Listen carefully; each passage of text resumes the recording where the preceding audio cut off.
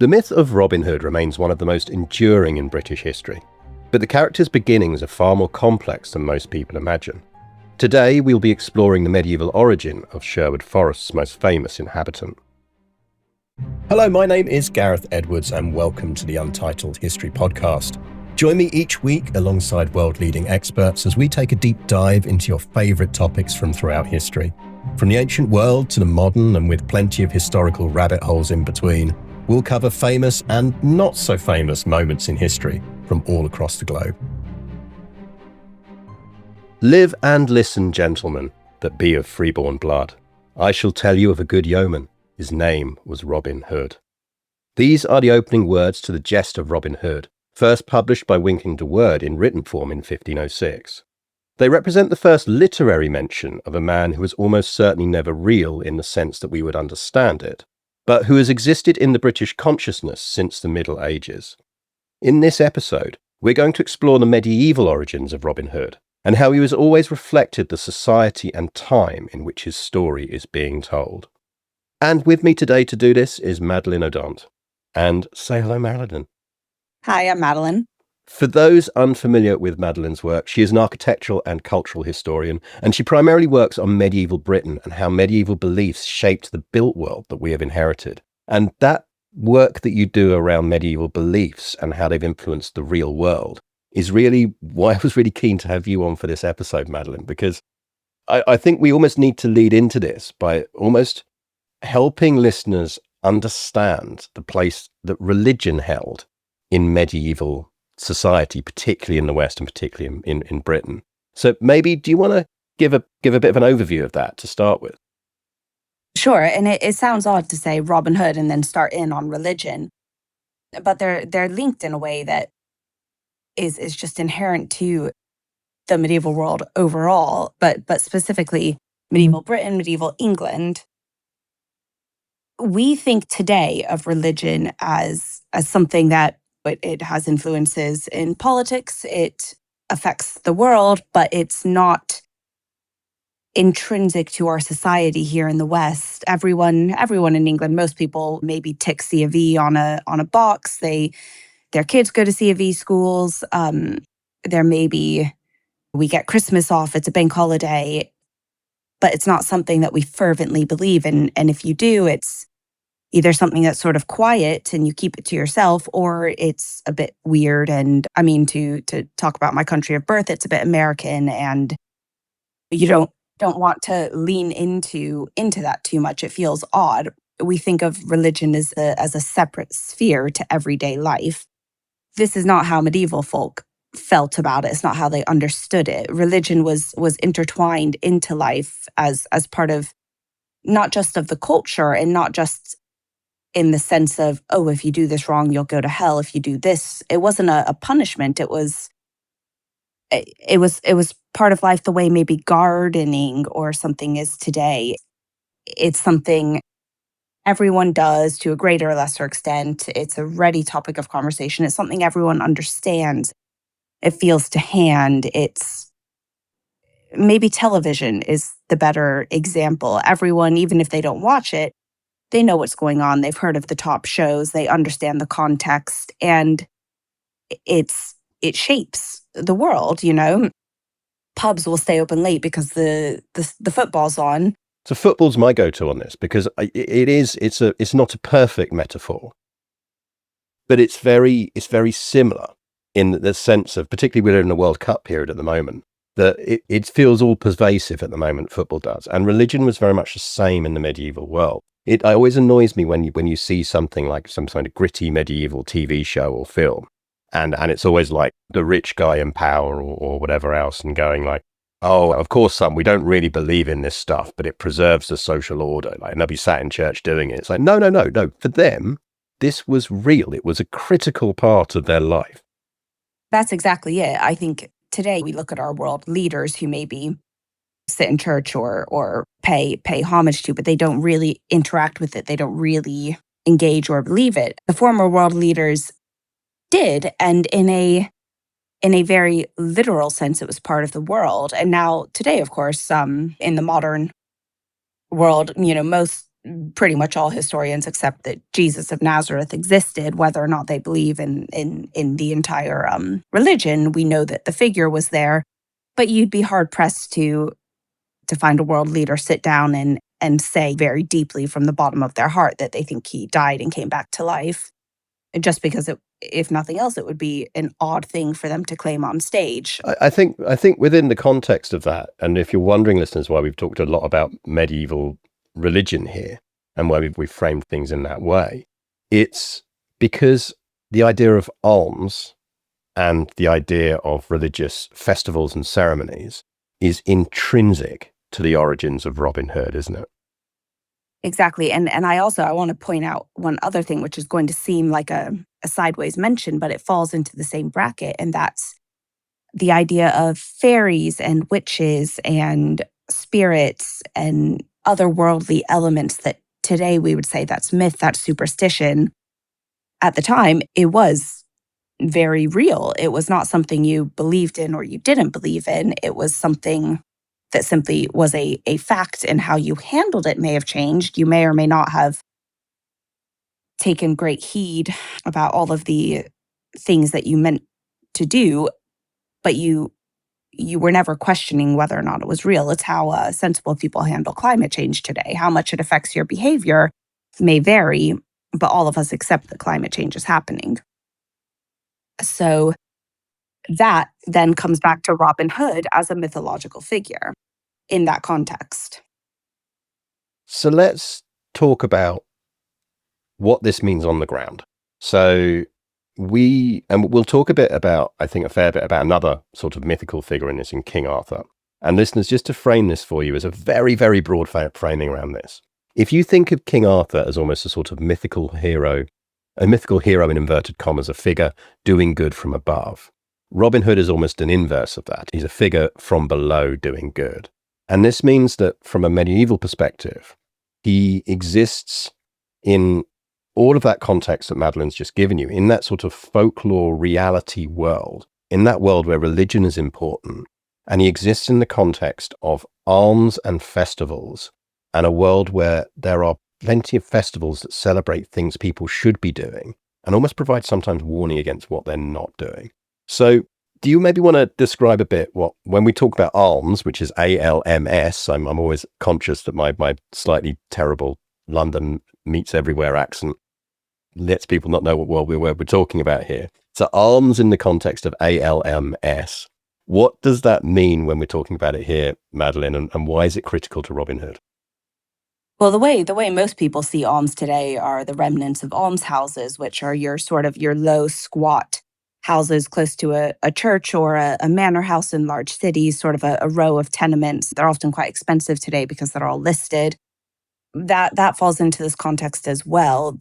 The wealthy, the feudal lords, the very high-ranked members of the church, your royal families, even your wealthiest of traders, your very upper of the middle class, as it were, which didn't quite exist yet in this context, but what we would call today the upper middle class, they were expected to pass that along, to trickle down that wealth, as it were, except this was the one point in time where it actually worked better than it does today, because they had this directive from God, from religion, from above, to hand that wealth down. So you have your manor lords who have been told to feed the poor, to clothe the wretched, to care for the sick.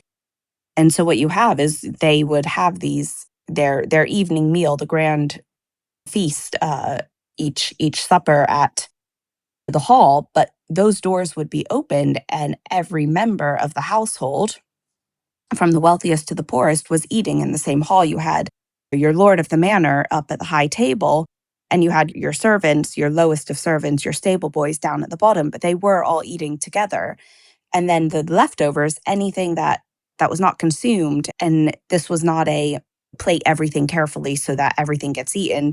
There was almost a directive to make more than needed, and then that would be taken to the gates and handed out to the poor of the village who needed extra food. This was expected And not only was it expected, it was fulfilled. It was a directive that they believed in. And of course, you have some who were better at it than others, people who followed superstitions to different levels. But it was something that they knew they should be doing and something that they believed they should be doing. They sort of, it was part of the framework of right and wrong that they shared. They may have chosen to do wrong, but they knew what right was. So and this ventures forth into other realms as well. You sort of have hospitals being set up for the poor, the equivalent of hospital at the time, care for the sick, infirmaries, really, often at religious houses. You have alms houses, cottages being built for those who couldn't afford it or needed a safe landing, a soft landing after a tragedy or something. You have a role, that leader of society, to pass that down. An interesting fact that we note today is that the actual wealth disparity between the wealthiest in society and the poorest is larger than it was in feudal England, which sounds counterintuitive, but it was because of stuff like this that wealth was being shared. So if you think of this, listeners, in this context, then what this means is that when we talk about Robin Hood and when we talk about medieval images and the medieval reality of Robin Hood, what we're often seeing towards the beginning is a real coupling with the figure of the Lord of Misrule and the idea that this is potentially a corrective figure. So if you think of all that stuff that Madeline's just described, if you think about that environment, and if you think about Robin Hood's most famous line, the idea of the thing he does in every version of him that exists is that he robs the rich to give to the poor. Now that's a thing that if you think about it in the context of alms, if you think about it in the context of people who are not following their social obligations, as Madeline has described, it's almost a sort of from below of a common idea that actually you need to be giving stuff to people because otherwise this figure is going to correct it. This person, this being of Robin Hood is a person who will make sure that the people further up the order are carrying out their own actions. It's both a comfort and a warning in that sense. So let's talk for a bit around the idea of the Lord of Misrule and the origins of this, because we're not even at the literary side of things. We'll get to the literary side later on, but as we both know, this is medieval. This is a medieval thing. So how important were festivals, and particularly festivals associated around the May Games in the sort of 14th century and beyond, like beginning at so Whitsun, even for those unfamiliar, that means you're talking somewhere between 10th of May, 13th of June-ish. And it's that transition into summer. Where does that sit, Madeline, in the kind of the cultural feeling and everything we've talked about in terms of religion and festivals and all of this? I think it's an element of life that we have a lot less of today after the Industrial Revolution. And the calendar was not based off of April, May, June, so much as it was based off the rhythms of the natural year, off the farming traditions, off of, I don't want to say pagan because there was not this distinction between pagan and Christianity the way there is today. These were Christian folk, but those originally, what we would now say originally pagan festivals of marking the beginning of summer, the height of summer, midwinter, the start of spring, the equinoxes, the solstices, those were still marked in the Christian calendar because they were still important to society. They still shaped everyone's lives. So you do have these large festivals that got transliterated into Christian festivals. They got matched to saint days. And they were celebrations, but they were also almost bank holidays, really. They were marking something. You think of school holidays and how much of an impact that has on our society. Even if you haven't got children in school, people's working schedules change if they do, and that affects everyone else. Shops open and close for various seasons based on where people are. If everyone's going to the beach, then you have a bunch of shops open. That's the modern equivalent.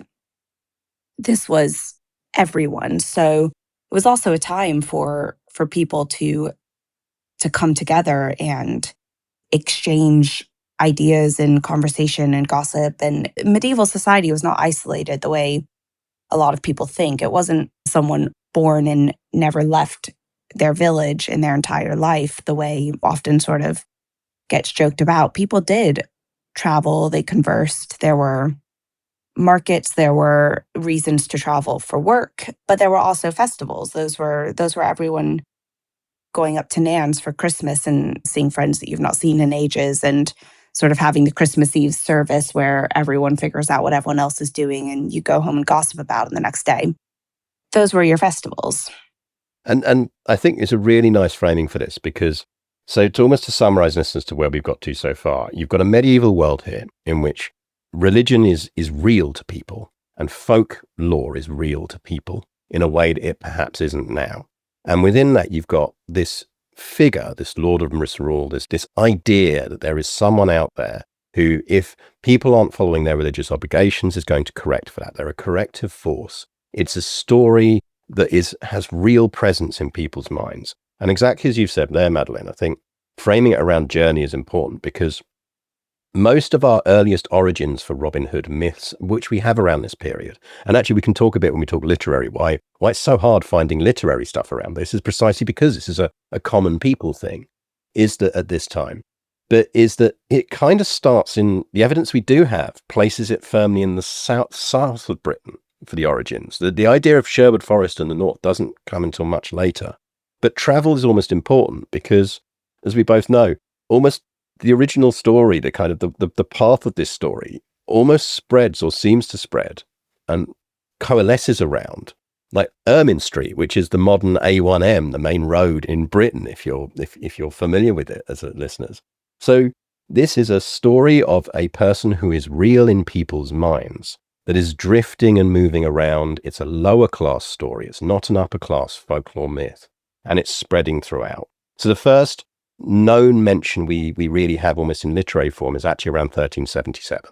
And that's actually in William Langland's Piers Plowman, which is where his priest Sloth, who's not a great priest, it says, "I know not my paternoster as the priest it singeth, but I know the rhymes of Robin Hood." And this is almost the thing that Langland's trying to get across, is the reason he's an inverted commas bad priest is because he might be a bit slack on his religious understanding, but he knows all the good common stories, the good tales, the good folklore. And I think that's a really interesting framing of it, isn't it?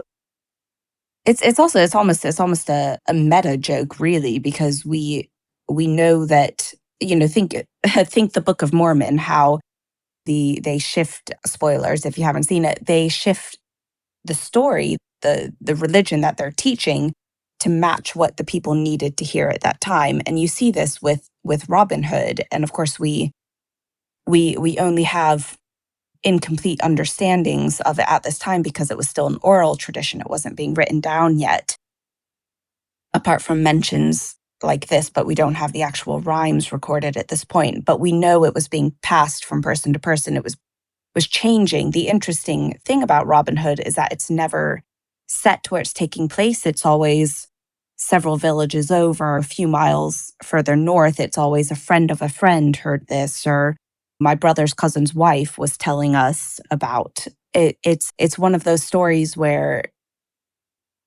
it's happening elsewhere, but the lesson holds. And it changes a bit for the audience. The person telling it might have heard of a recent local lord of a manor not giving alms, not doing what he was supposed to. And so he goes to this festival where all the local people and the lord of the manor himself may be there presiding over events, and says, "Let me tell you the tale of Robin Hood from my grandmother's cousin's brother's son in their village. And this is what happened to their lord of the manor who didn't meet his obligations." So in that way, it's a morality tale. It's shifting, but it's also putting it was a public tale. It was being told at these large events in front of everyone, and the lord of the manor overhearing this, listening to this with everyone watching him and the bard. The pressure's on now. Now everyone's looking at him, quite literally, probably, and saying, "Well, are you going to change? Are you going to correct your behavior?" It could be you, mate. Could be you. I think Could be you. that's something that we've talked about before when we've talked about this topic as well. And maybe this is a good one for you to talk about, because you're the person who knows places. Well, there's almost a weird framing here, which is obviously one of your expertises is medieval buildings and how they've introduced things. Robin Hood's almost the opposite of that, isn't it? Because as you said, like, as a story, it's not really fixed around buildings deliberately. And again, this is this common thing again, but like the whole presence of castles and all of this is way later. It's way later. It's really a very natural environment, the setting for all of this early on, isn't it? Well, and it's fascinating. The Robin Hood stories are, and even today, I would say, in sort of modern depictions of the story, they're always outside camping in the woods. But if you actually read the literary evidence, it's references to him almost holding court, almost being the lord of his own manor, and there's sort of vague descriptions in a way that I don't think, and this is just my interpretation, I don't think when they said in the depths of Sherwood Forest, that was meant to be literal. That was the way people gave directions at the time. And if you're talking to someone today and they say, "Oh, where do you live?" You might say, "Oh, do you know Nottingham?" They'll say yes. And then you get more local until they no longer recognize it. And you start getting smaller and smaller and smaller. And eventually maybe they've heard of your village. Maybe they haven't, in which case I think Sherwood Forest was used that way. Oh, up north, everyone's heard of Sherwood, but you've probably not heard of any of the villages. I don't think he was meant to be, but because it was always framed this way, it was never given a specific location. We don't really have any buildings. No one's saying this is Robin Hood's house, this is Robin Hood's court, which is fascinating to me. That's actually really rare, even with King Arthur, who, is a combination of mythological figure with some historical basis. We have a number of sites associated to him, built sites from the correct time period even. And we have nothing like that for Robin Hood. We have a well that's been moved several hundred yards from its original site. The spring is now under the road. We have a church, which gets mentioned occasionally. And I think this was an intentional part of it. Nobody wanted to assign Robin Hood to a location, because once you do that, you limit the story, and no one wanted to limit it. And I think also this is almost, I always like that this is, even in some of those early mentions, when it's very clearly these stories are being told in the South, they're often done in almost that kind of, and here is a thing that happened up north. Here's a thing that happened further north than here. It's almost like you wouldn't know my girlfriend, she lives in Canada, but like with a folk hero. Yeah, exactly. What's interesting is we don't just have these in the South. We have these Robin Hood stories also in Scotland. We have them sort of out West Country, Black Country. We just don't have them in the area where they're being set. And I almost wonder if that's because they were being set there. So anyone, they couldn't tell. Maybe they had a different figure who's not been recorded. Maybe they had their own Southern version that we've just lost to time. Yeah, that's, I mean, when I did the Lost Kingdoms episode with Alex Harvey a while back, that's one of the things that comes through in that, is that like, we are so obsessed with the literary history of things that we forget that there are vast oral narratives that just haven't survived. And because they haven't survived, all of our picture of this period and beyond is spotty. We are seeing the bits that got picked up and preserved and often modified as part of that process. We're not necessarily seeing what was the long tradition on the ground. And there's only so much that archaeology and everything else can tell us. But let's talk a bit about that now. We've again, just to keep you in the frame, listeners, we've now given you a bit of a description as to why Robin Hood's a very bottom-up hero, ways a warning, ways a very real figure, but always a real figure from the next village or town over to this medieval mind. We really haven't got to, you're probably sitting there going, yeah, but what about our archery contests? What about Sherwood Forest? What about the Sheriff of Nottingham? What about all these things? Well, let's do the wobbly lines thing, and let's now talk about the bit that I read from at the beginning of this. So in about 1506, Wynkin de Worde, who's one of Caxton's apprentices, publishes the first written account of Robin Hood. And this is not intended as a historical account. What he's doing, and seems to be doing, is publishing a series of well-known stories, at least to him, and at least to his locality. He's writing this in London, of these things. He's like, I'm going to get these down on paper. But we probably last time I spoke about this, like you rightly pointed out to me something I need to think about this in, which is the context of the other stuff that is starting to be published at that time, at this time. So do you want to give the listeners, when this is first published in 1506, when Wynkin de Worde's throwing us out, what are other people publishing, and what is he publishing alongside this? And what is the audience for it? So the printing press, and I might be wrong on this, I think first came to England in 1485. Does that sound about Yeah, it right? sounds about right to me. Yeah, and it was Wynkin de Worde's boss. The word at the time would have been master. I don't fancy using that. His boss, who was the person to bring the printing press over, and it was a new technology. It was an expensive one. It was difficult to use. His audience for these printed manuscripts was the wealthy upper class. So printing was going to sell. Their printing was going to be popular, but also what was popular at the time was not outright religious texts, as people might assume, but a lot of morality tales. So you have the Canterbury Tales, which I think was the first. I may be wrong on this too. I'm pretty sure it was the first published manuscript printed in England. You have Le Morte d'Arthur, The Squire of Low Degree, The Ship of Fools. You have all of these tales. They're long romantic epics, or they're sagas. A lot of them are quite old. They are not newly written manuscripts. They're transcriptions of oral traditions that have been, and some of them we have older actual handwritten manuscript versions of, the Canterbury Tales quite notably. But they're stories that this upper class wanted to hear, that they enjoyed interacting with. And I think it was that same cultural element. Here's what's popular. Here's what is.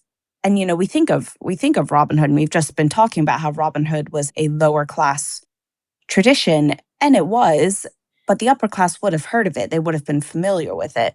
What we see at this time is that tradition being put into a context that was a bit more of, along with the Le Morte d'Arthur tradition, it was a bit more polished, a bit more refined. It's written now, so it's no longer being told at a festival to a drunk and rowdy audience. It's designed to be read in a soul, or maybe someone is reading it out loud to the family. So it's a bit more finessed at this point. That's what we start to see. There's an interesting comparison, I think, in this, which is, I always think of it sometimes as, these days, computer games are everywhere. Computer games are everywhere, and you get these big computer games that often will have very deep stories and very involved stories. But actually, you get this eternal debate, are video games art? And people go like, well, actually, it's not until it's made into a film or something, and then it gets made into a really good film, and everyone's like, oh, it's art now, or stuff like that. And so you've always got this almost conflict between going, actually, are games art, are they not art? And there is an element of classism in that, because games are seen as almost a lower class thing. They're something you play. And I've always liked the idea that this is in some ways quite similar. It's like, if it were it almost needs to be not necessarily sanitized, but it needs to be put into an existing literary structure in order for the upper class, the wealthier patrons who are buying these books, to be able to go, okay, this is legitimate now. I can read it. I can enjoy it, because it fits within the framework very similar to the writings on Arthur.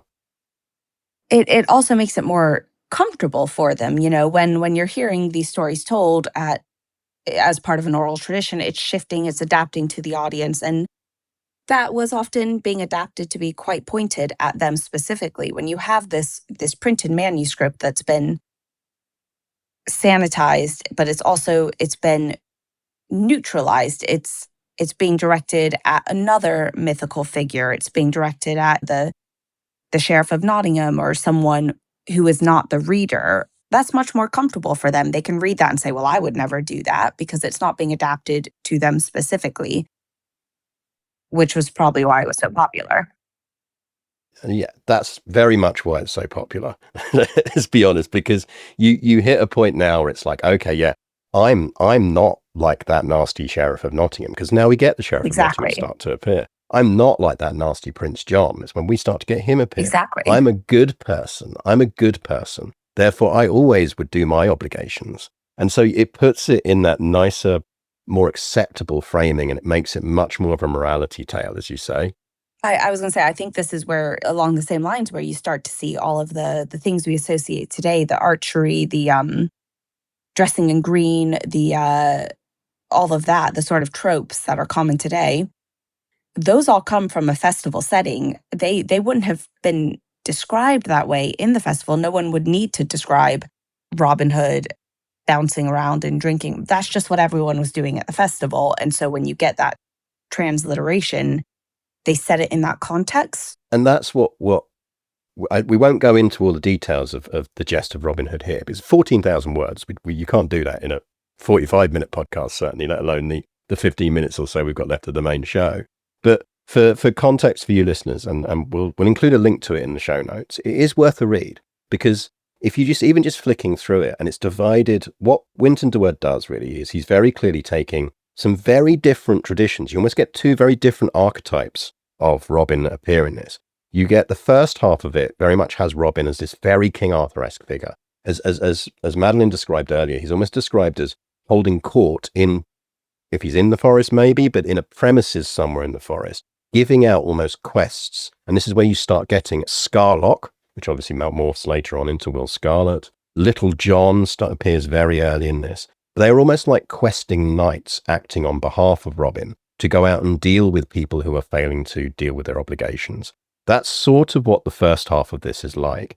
It's once you get through to what's called the third fit through to the fifth fit, because this is divided into fits, which are like chapters really, that you get the tales that Wynkin's sharing, where they're much more about Robin Hood as a venturer. It's the stuff that almost we've stuck with today and that has more currency today. It's exactly as Madeline describes. This is where we first get mentions of him being a fantastic archer, having a gang of outlords, of the famous archery contest. This stuff comes through in the second half of it. And like, if you've not, that's really where it starts to come in. It's this beginning of the 16th century is where that becomes a literary thing. And there's still a few things we've not really touched on in the context of that. So I'm going to set the scene here, and then I'm going to absolutely set Madeline up, because I know she absolutely loves loathing talking about one of these people we're about to talk about. But two things for you listeners, because of all the things we've talked about at the moment, there's going to be two things you're screaming at me right now, which is, yeah, but wasn't he like the Earl of Huntingdon? Wasn't Robin like an ex kind of aristocrat done good? Well, again, think of the context of what we're talking within. That's a really nice story to have if you're an aristocrat. It's the Messiah complex thing. It's the, I'm the rich guy, I'm going to bring my ways and I'm going to help the poor people. That starts to appear not really until we get the downfall of Robert, Earl of Huntingdon in 1598 by Anthony Munday. And that's a romantic comedy play. It's probably written for Queen Elizabeth I. And that's where we get Robin as the rich guy who does good for the poor people.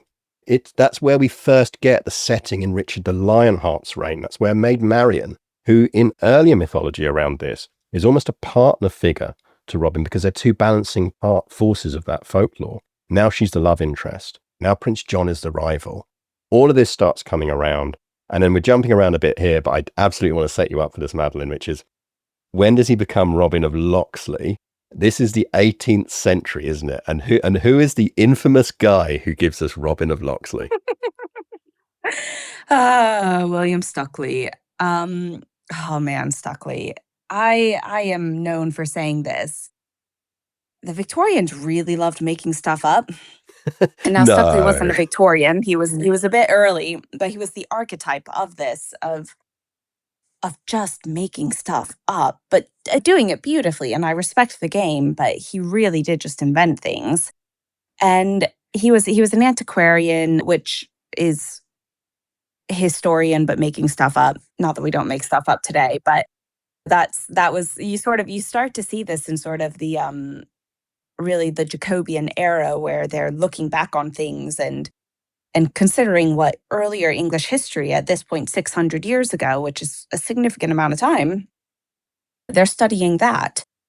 And so Stuckley he loved the Druids. He was fascinated by Stonehenge and Avebury. We have some of our earliest sketches of the site from him. We don't know how accurate they were, because he also had a lot of theories, and he would adapt his drawings to match his theories. He did this with everything. And fascinated in sort of what we now call pagan mythology and ruins, and so he was also he wanted to prove that it was real, and around this time, he was the mid 1700s. This is when the Renaissance has happened, the Enlightenment has happened. We are moving away from this medieval understanding of religion being real. Religion is no longer real in the same way at this time. So this is where you start to see all of these royal figures now tracing their genealogy back to Moses, for example, because they need to prove that all of this was real, because it's no longer a deep-seated belief. Stuckley, following this tradition, takes Robin Hood and traces his genealogy back to prove that he was real. He creates a real Robin Hood descended from aristocrats, because that's what everyone was doing at the time, and that's what he was doing with other figures at the time. But this is where we first see the idea that Robin Hood was an aristocrat, that he was a significant figure of his own right.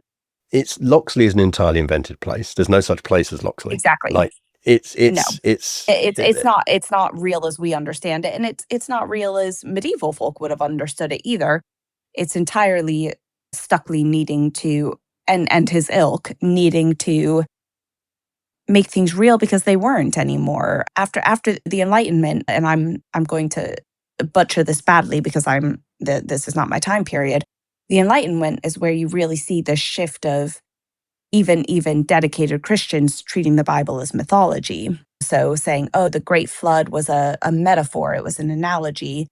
It was both. We know the Great Flood happened. Today we have the geographic evidence of it, and we know that it was mythologized quite a lot in the Bible.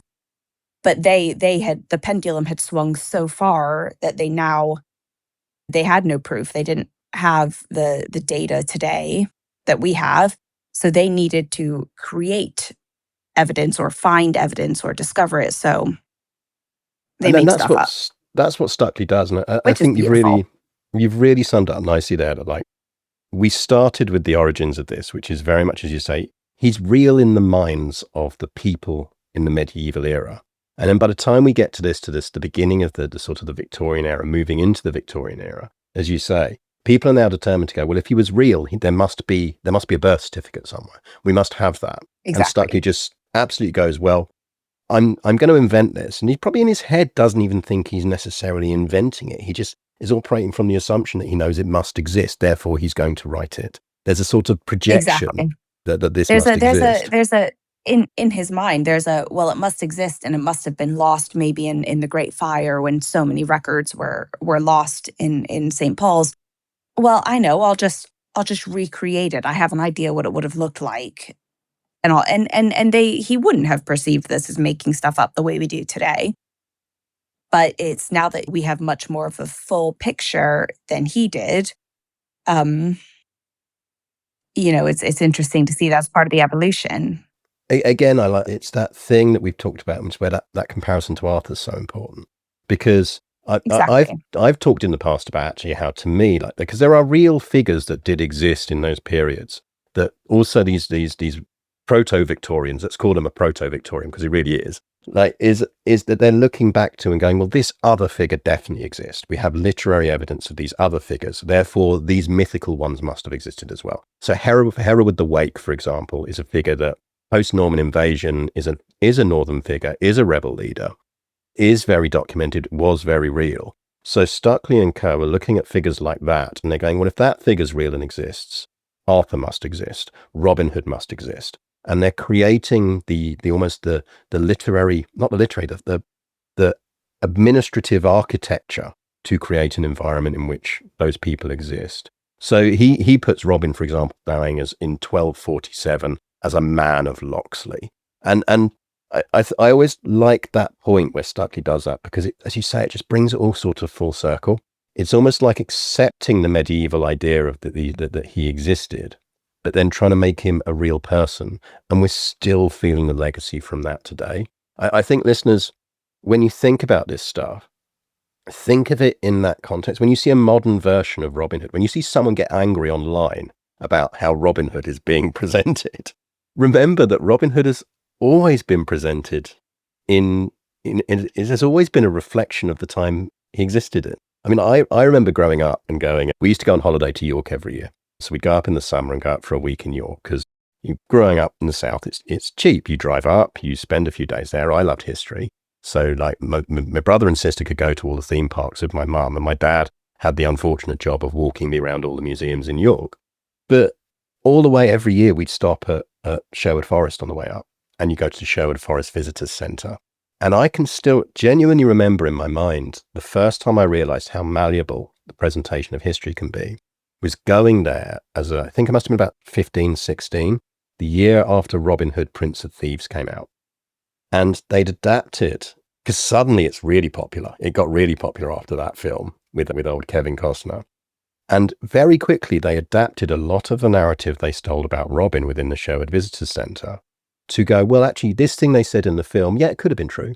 And Will Scarlet could have been his brother, all of this. And I vividly remember that, even as a teenager, thinking, I'd never noticed how easy it is, how when the canvas is blurry, it becomes really easy to blur it further, the further you get on. And I think, Sherlock Holmes is another example of this, a much more modern one. We know he never existed. He was not a real person. You go to Baker Street, Paddington, his statue's everywhere. 221B Baker Street does not exist as an address. It never has. You wouldn't know that from walking about the station. But every successive adaptation that comes out, there's someone mad because it's not their preferred one. It's not there. But what's happening with each adaptation is they're not just changing the story, they're making it fit what's currently popular. They're making it work with whatever is going on. They're matching the vibes of the moment. And you see this, we think we have to think of the original Robin Hood as being much the same. They were matching the moment, and we're continuing to do that today. And now that we are in a time of such great wealth disparity, it's not really any surprise that Robin Hood is popular again, but the framework has changed. We can't guilt billionaires into trickling down money the way it worked in the medieval era. I mean, worked to a limited extent. It didn't always work. Let's acknowledge that. But it's not really any surprise that we, start seeing figures being described as Robin Hoods because they're stealing millions in crypto and donating it to charities or something. That is our modern understanding of what a Robin Hood could do in this context. And I think that's probably a really good place for us to leave the main part of this podcast. I think this is probably the theme we're going to carry on talking about in the extra bit. I'm sure we'll cover some of the stuff we've missed. But for example, I want to get to talking a bit about Robin of Sherwood, which is one of my favorite versions of it. And I think is actually one of the ones that's almost acknowledged so many of the unknowns and that sort of slightly mythical element that we've talked about here, that this folklore element. But before we do that and before we move on, Madeline, where can people find you? Thank you so much for coming on. Where can people find you online? Where can you read more of your stuff? All of that kind of thing. Thank you. Thank you for having me. It's been really good fun. I am on Blue Sky. My Twitter account is active. I don't really post much, but you can find it. My website, oldenoughtosay.com. That's my handle on Blue Sky as well. I'm on Instagram as Madeline O'Daunt. And I'm on Patreon at Old Enough to Say. And Madeline is both a phenomenal historian and a eternal threader on those platforms in the same way as I am. If you've enjoyed my history threads, you will absolutely enjoy Madeline's.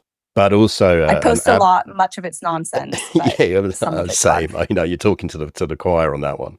But also, absolutely. Every time you see one of those viral things where it's like looking at a weird house on Rightmove that everyone spotted, there is a non-zero chance it was Madeline that actually spotted it. So if you want to get ahead of the game on spotting weird Nazi houses on Rightmove and all of this kind of thing, make sure you're following Madeline. So thank you. Just to kind of wrap it up for all of you listeners, what we hope you've come away from here, and I almost want you to just think about this. I'm just going to give you some homework here. Think about this, listeners. Think about everything we've said about the medieval context of how Robin Hood could be both real and not real in those minds, how the literary history in the 16th century started to try and pin that down, but how even now it hasn't been able to pin that down. As Madeline said, like, Robin Hood is a vibes-based figure. He always has been and he always will be. And maybe think about that in the context of your own versions of Robin Hood, your favorite ones. I'm absolutely massively partial to a bit of Robin Hood as Disney's Fox. There's an entire other episode to do. Yeah, well, there's an entire other episode to do on how, maybe we'll cover it in the extra bit. Listeners, if you are not signed up to the extra bit, we are going to talk a bit about Robin of Sherwood. We're going to talk about Disney's Robin Hood, and that will inevitably include coverage of the birth of furryism, because it is directly traceable back to that film. Legitimately historical evidence. But thank you for listening. Don't forget that sharing this podcast is absolutely critical to us. Commenting to say you liked episodes, both online on the listening platform of choice, because this is a general history podcast, because we move around topics, because I want to bring you stuff that isn't just clickbait. That makes it far harder for YouTube, for Spotify, and for those platforms to work out how to place it into people's feeds, to recommend it to people. So my other homework for you is share this podcast with people, share it on WhatsApp, comment, say what you like about it. You know a person in real life who loves various stories of Robin Hood, send them a link to this episode. And if you really, really like this stuff and you want to hear me and Madeline talk about furries, then in an entirely positive way, I'm going to say that right now, then do subscribe on untitled-history.com, where subscribing not only gets you ad-free versions of this podcast, it gets you the extra bits. It gets you the extra conversation we're going to have now. And I've also got some exciting stuff planned for that in future with regards to showing you some various books that are of interest and beyond. So before we start talking more about Robin Hood for our subscribers, I'm going to say goodbye, listeners, to our main pod listeners. Madeline, I'll let you say your goodbyes as well, and then we'll carry on. Yeah, goodbye, everyone. Thanks for joining us today. You've been listening to the Untitled History Podcast, a Battle Guide production. If you've enjoyed this episode and would like to support the podcast, why not head over to our dedicated supporter page? There, for the cost of a cup of tea, you can decide which subjects we cover next, get access to exclusive behind-the-scenes content, and join a community of like-minded people. Thanks for listening, and we'll see you next time.